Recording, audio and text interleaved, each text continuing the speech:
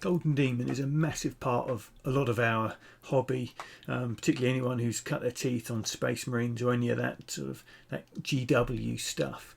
And the Golden Demon trophies for a lot of people are kind of one of those ones to aim for. Certainly for me, it's always been the case. Now, with everything going on at the moment, there's no Golden Demon this year, or no Games Day this year, or Warhammer Fest, which is a massive shame, as it was meant to be the year of a new Golden Demon in America, moving the UK Warhammer Fest back to the huge Birmingham NEC arena, so it was likely to have been quite a special event. Obviously that's not happening now, so I thought I'd bring a bit of the Golden Demon to our conversation here. MiniMatters, a miniature painting podcast.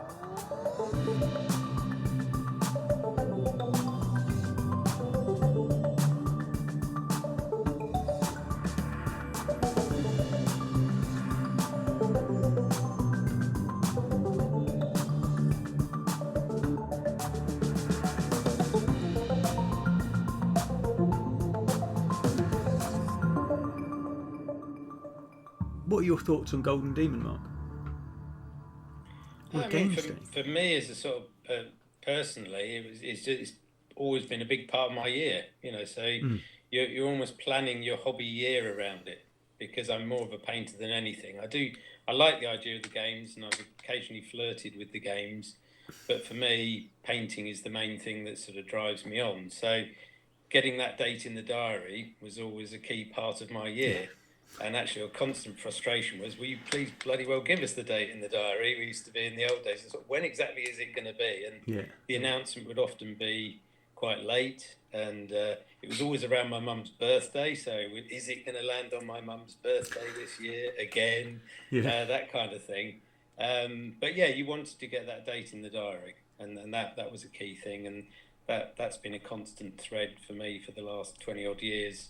And yeah, it's an important part of my overall hobby and my hobby enjoyment. But I mean, the event itself has just had so many different transformations. I sort of think back to my first ones, and it was a games day, and Golden Demon was actually quite a small part of it, and the manic sort of kids running around, and the shouting and the screaming, and the kids sitting in the corner making things in the hallways, the bus loads that you'd see, the coach loads that on your way to the event. That was quite a big part of it as well. Yes. You'd spot the Golden Demon coach that was coming from God knows where, and then you'd stop at a service station and there'd be hundreds of people on their way to it. It's a bit like going to a football match, really. But that was all part of the atmosphere, and it was Golden Demon was a bit of an adjunct to it, really. We always seemed to be in a dungeon. Yes. The NIA was, I think, the first one I'd been to. Where we were in I mean, room with no windows, and sort of quite subdued lighting, and it was quite cramped, and you couldn't get near the cabinets for love nor money. It was quite a thing, because there were so many people there. They all wanted to have their turn at having a look at everything.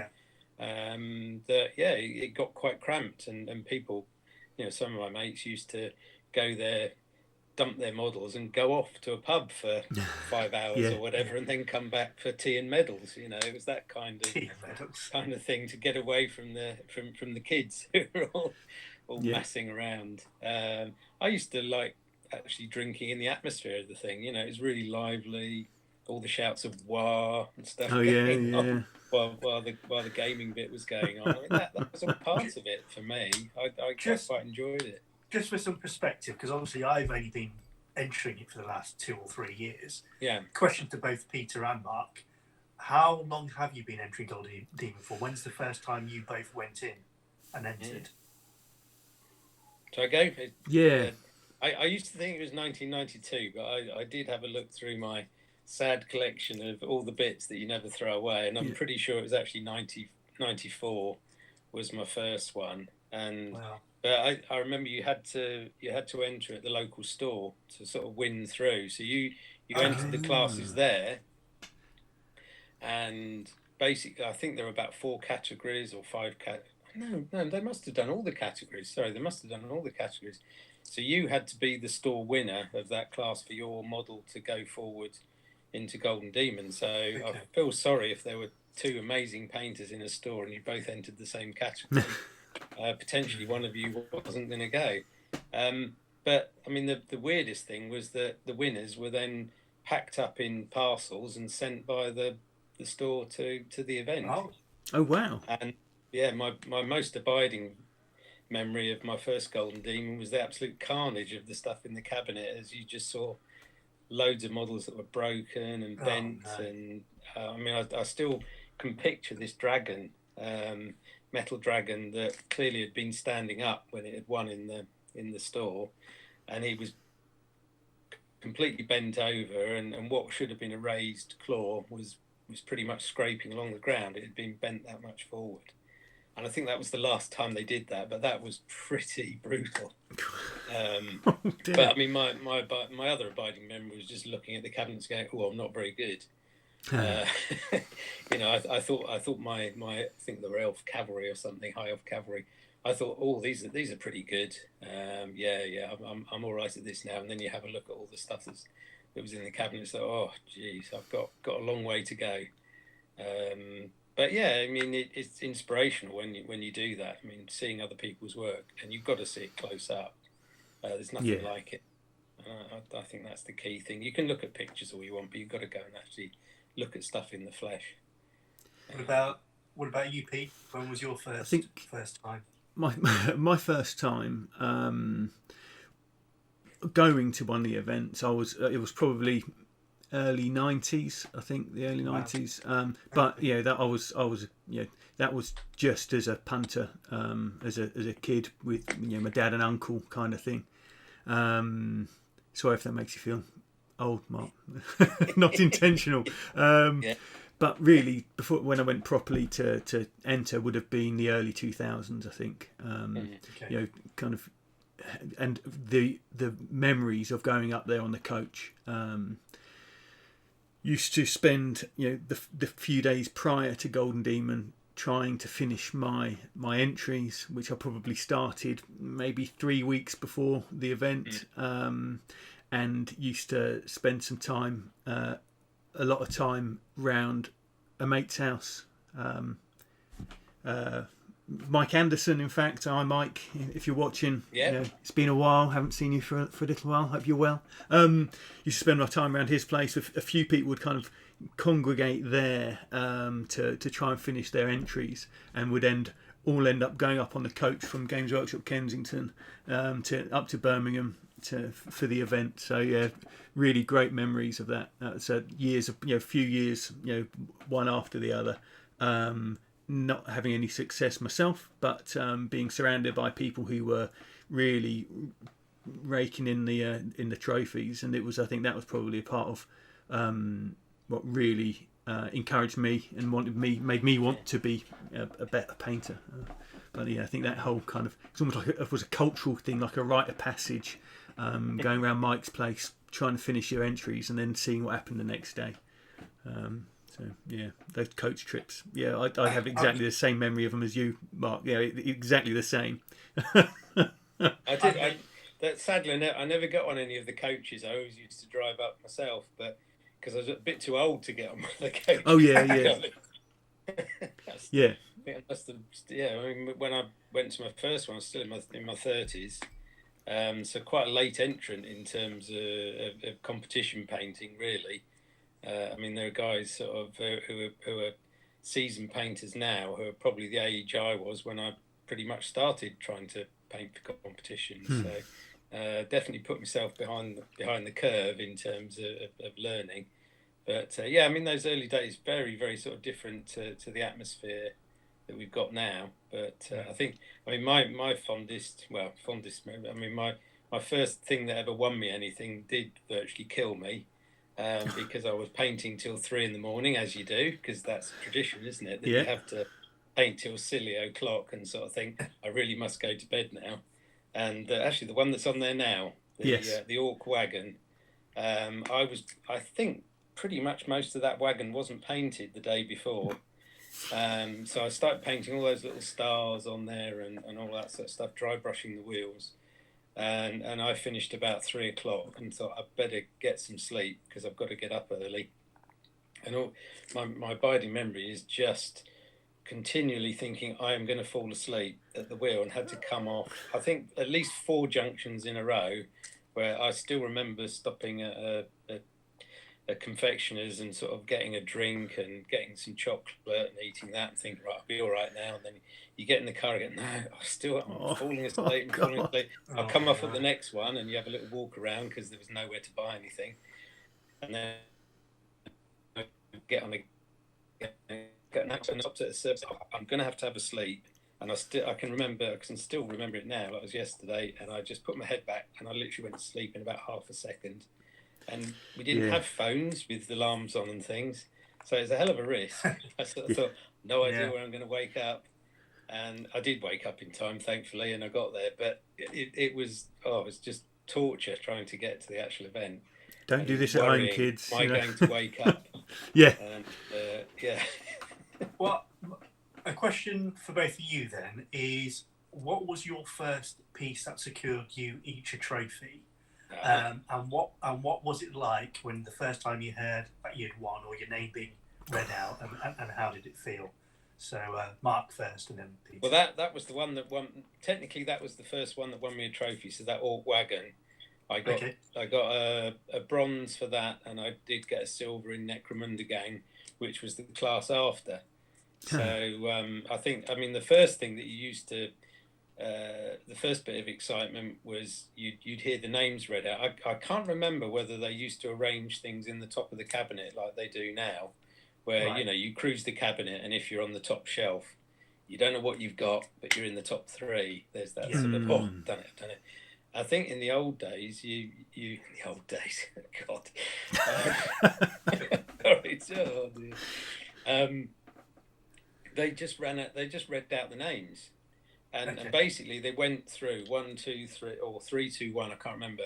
But so if you actually started and listened, once you knew the rigmarole, once they started reading out the names, you could actually start counting them off and worked out what you got. Because if you'd won 3 trophies, your name would be read out 3 times. So you just had to start counting 1, 2, 3, 1, 2, 3, 1, 2, 3, and you'd work out what you got. But I do remember sort of first time a name was read out, it was. Yeah, it's pretty exciting, really, when you've set yourself that goal and you've achieved it. It's nothing like it. So when was that? How long had you been entering at that point before you won your first demon? 2 years. 2 years. Yeah.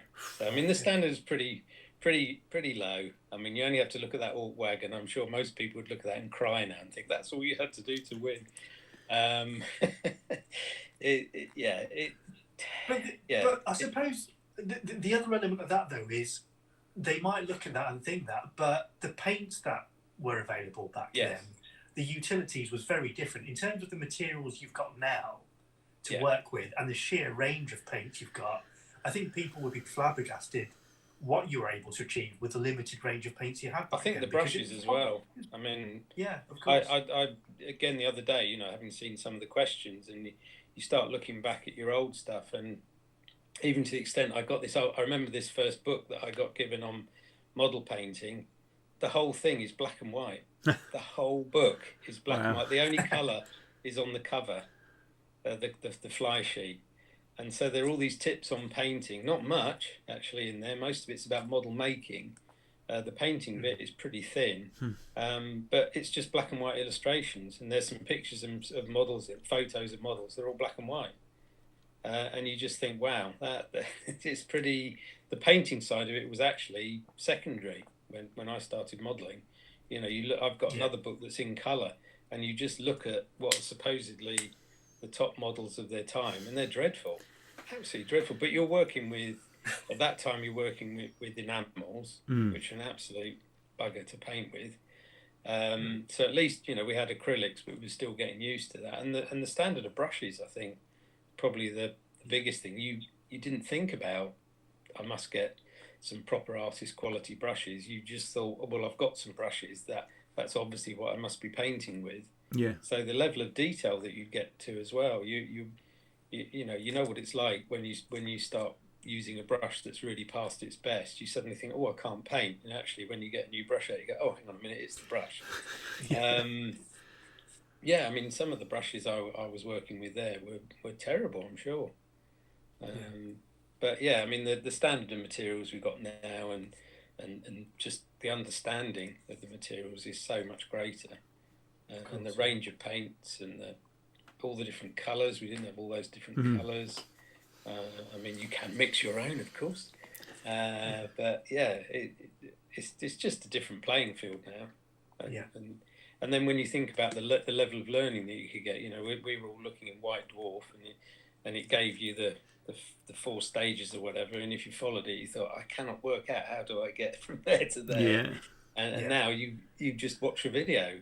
Well, that's a big difference, isn't it? Actually, yeah. The being able to sort of learn online and learn from other people is so much easier.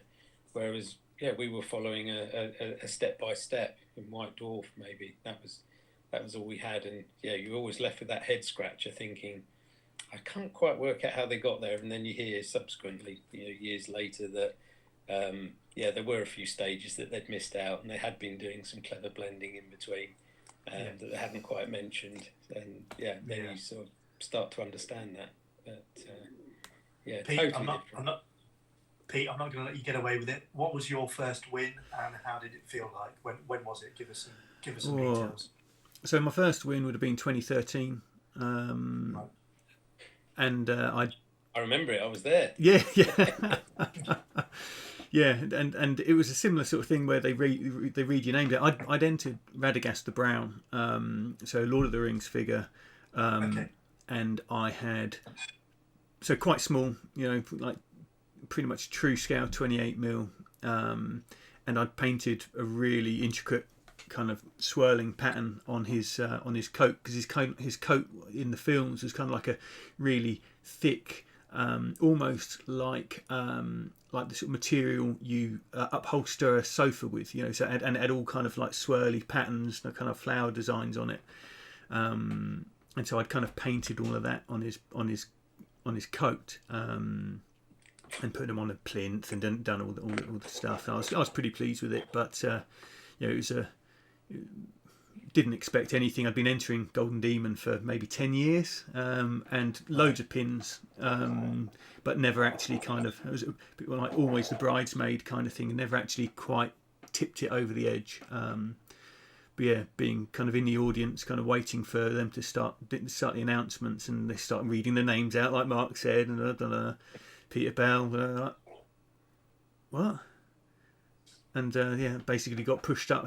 I'm sure that wasn't me. Pushed up out the back of the stage, and there's Mark and the other kind of familiar faces.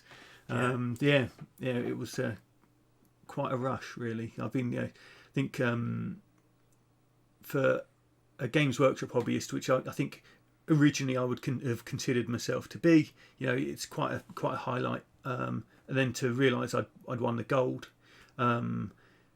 And the other 2 people who placed had done amazing figures.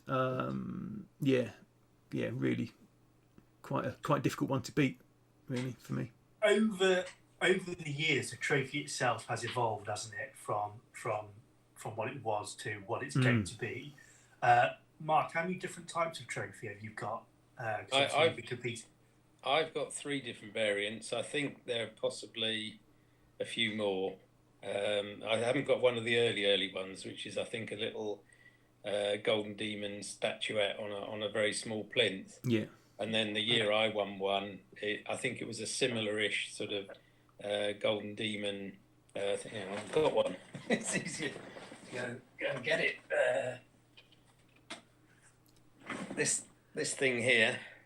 Ooh. Yes, I've seen it on your Instagram page. Yeah. Yeah.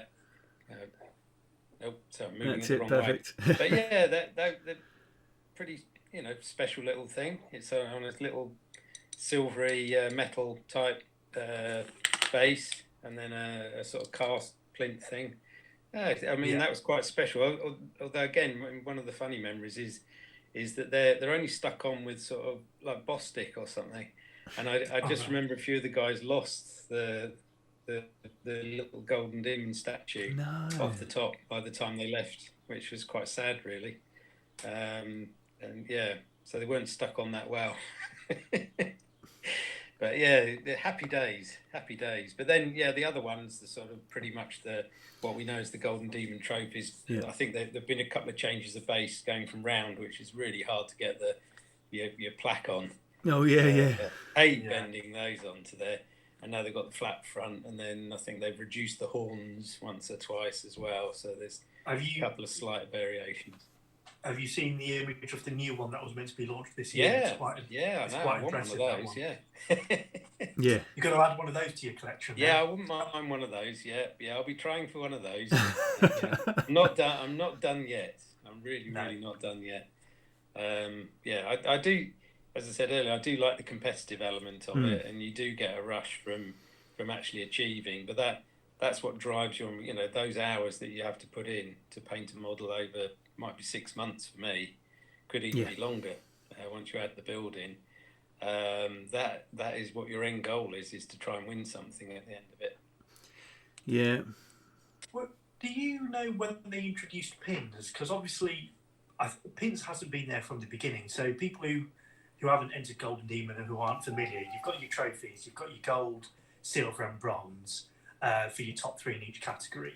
You've then got finalist pins, which make the final cut, and they introduced a couple of years ago the commended entry as well. Yeah. Do you know when pins came in? No. Well, when I first entered, I remember that there were highly commended certificates. So instead of a pin, you got a piece of paper. I've still got some of those. I've got one for my. The second time I entered, I managed to get a highly commended. Again, it's really poor quality entry. But so there were pieces of paper that basically were like a mini certificate that you got for quite a while. Now I'm just going to see if one of these, I've got my pins in a little frame. I'm really that sad. Let me just have a look. Hang on, it might have a date on it.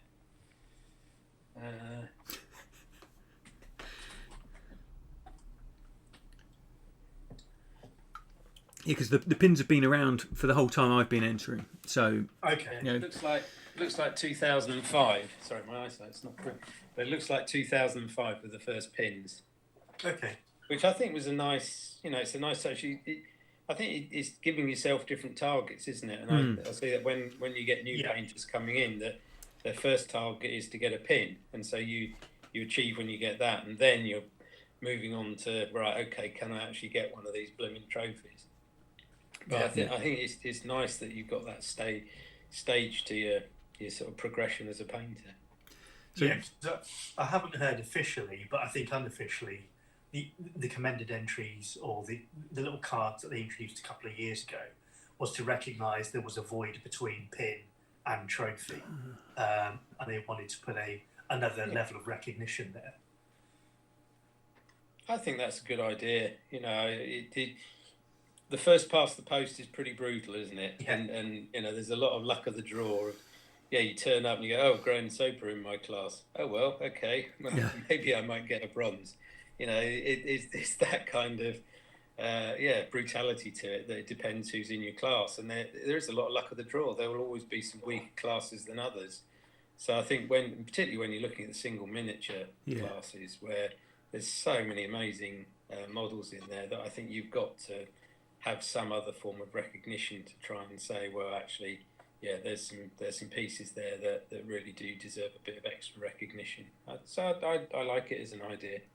I think now will probably be a good time to probably talk about judging. How have you guys seen judging evolve over the years, and what do you know about what goes on in the background, how they judge, and any tips that you could give for people entering? Wow, I've never really done any serious judging. I've done a few things at store level, so I've not really got involved with the judging side of it. I mean, even at store level, I've found it incredibly difficult when you're trying to sort of weigh up the merits of two different models that have got different flaws on them and different sort of good spots. that you're trying to weigh up and say, well, okay, well, why does that one beat that one? Now, being Peter, you've had a bit more of a go of it, haven't you? How do you find it? Well, I suppose I've not judged it that much. I've judged at Salute and judged at Euro, but one's open, one's first past the post, so it's kind of very different things. I think when it comes to Golden Demons, personally, I feel that there is a lot of myth and kind of mythos about the judging, and about always used to be lots of discussions about almost like a tick sheet for how to win a Golden Demon, and I think there's a lot of that is probably not accurate, and it's people's feeling from looking at what's been looking at photos on the internet these days, which is obviously quite a different thing to actually having the models in hand.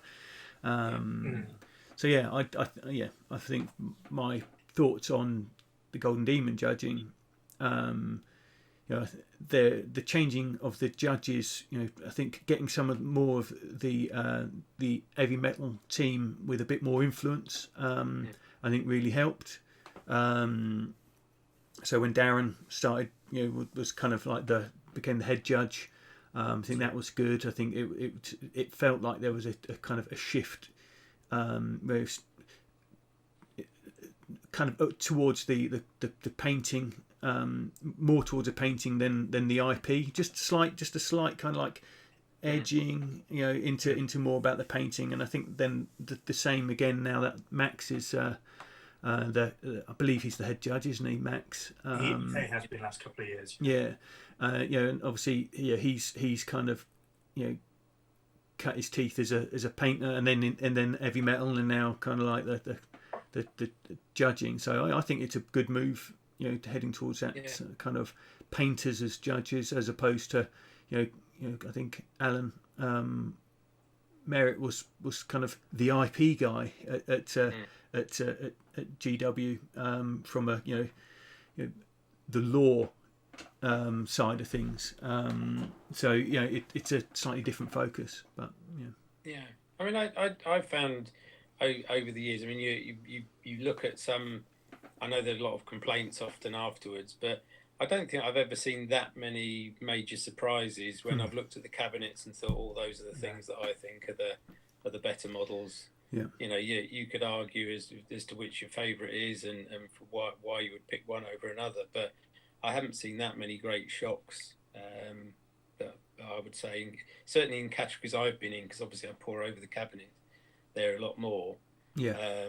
But I don't see too many shocks. I think some of the sort of the fables about you've got to paint the latest stuff. I mean, the only reason why the latest stuff tends to win more than others is that's the stuff that's caught people's eye that year. People tend to be painting what they've just bought. I haven't always painted the latest stuff by a long chalk. In fact, I've put some quite old models in, and it doesn't seem to affect things. But I mean, most people are drawn to their latest project. And we're all the same. We're all hobby butterflies that. You see something cool come out. I must paint it, and that'll be my entry for Golden Demon. And then, of course, because the accepted rule is you must paint the latest stuff. So the myth almost perpetuates itself. But I don't think. I remember reading something somewhere from the judges saying, well, actually, they're bored of the latest stuff. So if you can go back and find a slightly older piece that they haven't seen for a while and doing an interesting twist on it, that is actually more novel to them. might get you more degrees of interest or whatever, or excitement or novelty points than actually painting some of the latest stuff. So, I've always thought you're trying to sort of draw the judges in and make them think, this is really good. That's cool. There's something interesting there. And I think that's where the conversion bit helps. That you can actually do something extra to it that they haven't seen, that just makes them think, that's new. Because you're mentally, humans are attracted to new things.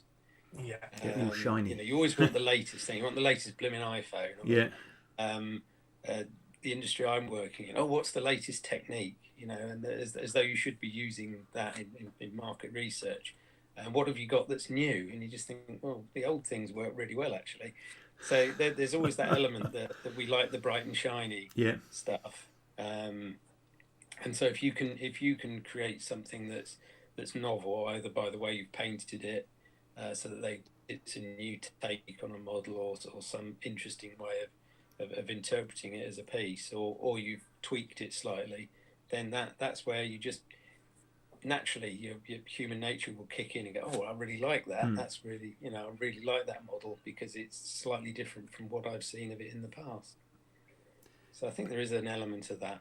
And it's that whole kind of really paint something which excites you and that you want to paint. Otherwise, what's the point? If you're going to spend 100 hours doing something, do something you enjoy. I think that's, forget any of the kind of, the rules and how to win.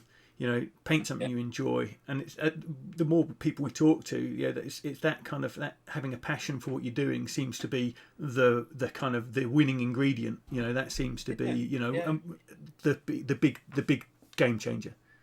Yeah, and play to your strengths. I mean, you look at, Dave Soper can pick up anything. He did that Poxwalker, which is actually a very, very simple model. I know it's for one of the mini Golden Demons, but I bet no other painter would have picked that up and said that is going to be my single mini entry, because it is too basic. Yeah, and yet he's absolutely painted the backside of it, and turned it into something different. Well, it's on screen now, but that's going back to that point as well. When you think about a duel, sometimes you think about an over the top. But what I like about it's a dark elder versus a chaos cultist. Yes. It's a very, very small duel. They're both on a 20. Is it a 25 millimeter? Oh yeah, it's on a little base. Yeah.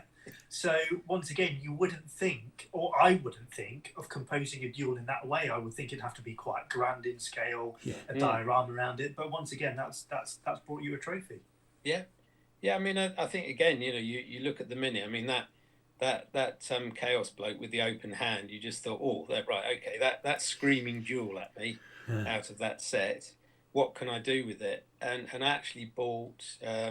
That's a Blood Bowl figure that he's actually pushing in the face, and I got that one, and I got one of the Beastmen Blood Bowl players as well, because some of the stances on that, all you have to do with that. I didn't have to convert that model very much. You just rock it back onto its trailing leg, and suddenly it's falling backwards.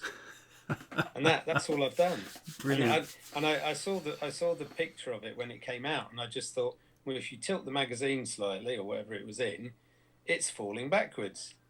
And in fact, the head, even the angle of the head, because it was pushing. I think the actual model itself is pushing an opponent away.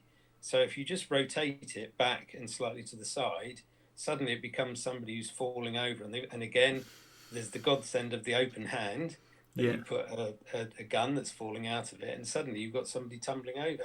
I have not converted that figure at all. All I've done is rocked it back. Love it. Brilliant. And then you sort of marry it up with the face plant. Yeah. And it worked with the other figure I got as well, a similar sort of stance, but it didn't work quite as well. So it was sort of going between the two and which did I prefer. But that's quite a simple duel, and all I've done is slightly reposition a model that I've really done nothing to. No, it works though. But that's the joy of it, and even when I put it on the plate, because I was worried, he's got one of those bent feet, where the toes are bent up. And all there it is again. Yeah. And I wedged it onto the scenery. There was a step on there, and I just go, if I put the foot there, I don't have to flatten the foot out now. So it's naturally bent. Really lazy stuff. Whereas I have had to straighten toes out before, and I just thought, well, that really works okay on that base.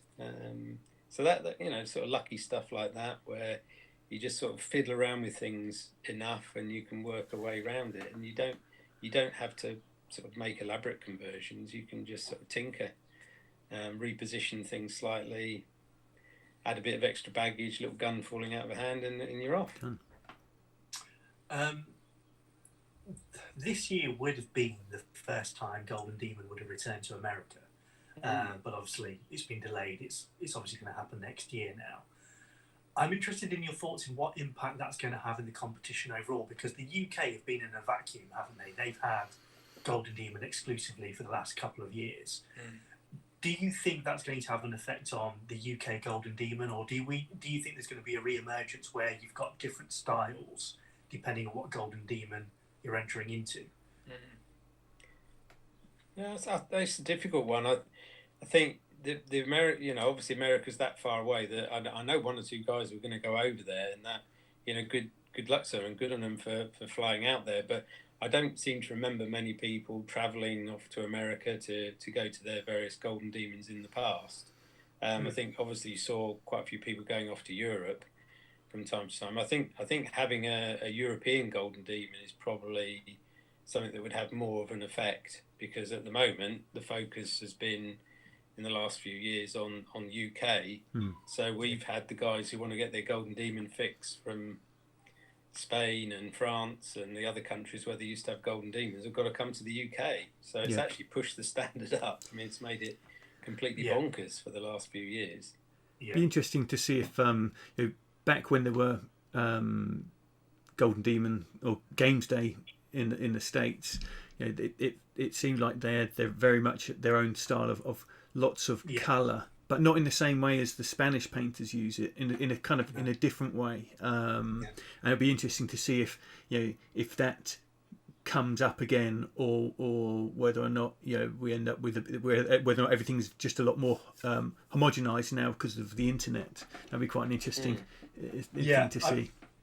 I remember the one key thing that stood out for me was when they had their own Golden Demon, their Blood Angels tended to go towards the orange stage when they highlighted, and that was a key that I noticed. The Americans had their own style of doing stuff, whereas the UK and European was very much still very blood red. So it'd be interesting to see whether they develop their own eco structure there, or whether, as you say, Pete, they get influenced by what they see on Instagram and emulate that instead. Yeah, we'll find out next year. Yeah, I think their style used to look. It was almost though they were still doing the old Games Workshop style. From my perspective, it was like they were a couple of years behind.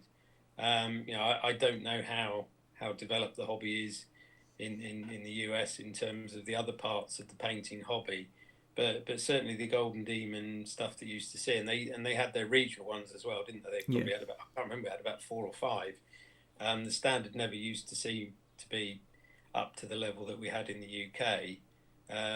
But yeah, I mean, certainly you see quite a few US painters on the internet, and there are different styles going on, very much different to what was winning Golden Demons when they had the competition over there. So I think I would expect to see some quite major shifts if you started looking back at what won the last Golden Demon in the USA versus what would win. Very different. So the other thing that's changed over the years is the venue. And so obviously we've got when I started, it was at the NIA in Birmingham, National Indoor Arena, right in the kind of, it seemed like it was in the centre of Birmingham. Then it was at the NEC, which is kind of still Birmingham, but kind of on the outskirts, like on its own. And then it's been in Coventry. Is it the Ricoh Arena? Yeah, the Ricoh. Is that where it was? Yeah. And then the mini Golden Demons actually at Games Workshop's head office in Nottingham. Where's your favourite of those venues, and kind of what's the benefits of it's going to be back at the NEC, isn't it? Apparently, this next one. They all have their sort of different merits. I think. I mean, the chaos of I think the NIA and the NEC were pretty similar. You were in an aircraft hangar.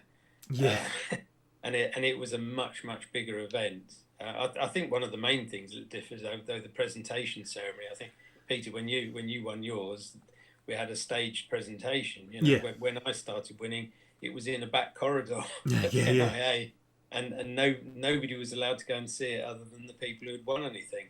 So it really was a dead end in a corridor, and we were just sort of applauding each other, just the competitors. and nobody else saw who'd won anything. It was quite bizarre. But I think what happened there was that Golden Demon sort of felt quite a smallish part of a very, very big event. And then as it sort of condensed and the event got a bit smaller, I think going over to how it was run at the Rico, it very much felt that Golden Demon was a very, very big part of the event, if not the biggest part. Certainly felt more important to those people who were painting, because it had pretty much its own room. I know it had its own room at the other places, but it was a special room, and it had quite a different atmosphere. It was always too noisy at the NIA to sort of have a serious chat with people. Yeah. The NEC as well, very, very noisy, whereas it was quite refined. There was sunlight as well. There were windows. Oh, wow. And it had quite a sort of nice airy atmosphere. It was all very relaxed, and everyone could have a sort of a wander around and a chat, and you weren't all on top of each other and getting jostled. There was plenty of sort of room to have a chat with people, and go to the coffee places or whatever. I really like the Rico atmosphere. If I'm being honest, I thought that worked really, really nicely. So it'd be interesting to see what they were going to do. I was quite curious to see what's going to happen. Are they going to have to bus in loads of kids at the end at the NEC to sort of? Are they trying to recreate that old atmosphere where it was really sort of chaotic and vibrant, and try and get that gaming side of it a lot sort of bigger and noisier? Yeah. Or I was just really curious to see what was going to go off. Yeah, because it's part of it's kind of semi-modular, isn't it? So you don't have to have the entire thing. So maybe they'll just kind of have a smaller. You just have one big room as opposed to all the other rooms and the upstairs, downstairs bits at the end. I think I might be tempted back next year. I think I haven't been to a Golden Demon for a long time, so maybe I'll see you there, Mark. The last couple of years I've been to UK Gamers Expo at NEC. Oh yeah. And it is, in my view, a much better venue, because in terms of foot traffic, it's all on one level, so you can do a circuit. Yeah. Whereas I think sometimes with the last venue, unless you knew where to go, you didn't know where certain seminars were taking place, where Golden Demon was. You had to go up a certain staircase to find out where it was. Yeah. So it might be the case of just the footfall will be a bit more natural, where you can go around the entire venue without having to seek certain places out. Yeah, that could be interesting. Yeah, I don't know. Yeah, I don't know what to expect. It's because it might be a bit more like Salute, I guess. Yeah. It's all in one big room, which I do enjoy Salute. That's got a slightly different atmosphere. But yeah, you're all in one big room. You can find your way around a lot easier. I take your point about the different rooms. You're never sure whether you've missed anything. At the Rico Arena, and you sort of feel slightly cut off. It may also be the case that they've just outgrown the venue, because they were filling it up. They didn't have much space left. So depending on how grand they want to make the event, it may be the case that the NEC is the natural progression of that. Yeah, I'd just be curious with the layout, and because obviously you've got the big gaming hall that they had at the Rico, which sort of went in but didn't spend a great deal of time there. So they're clearly another section of the hobby community having their thing in there. Yeah. And for them, that's the hub for the day. Whereas very much, I always spent most of the time up at the cabinets or in that sort of area.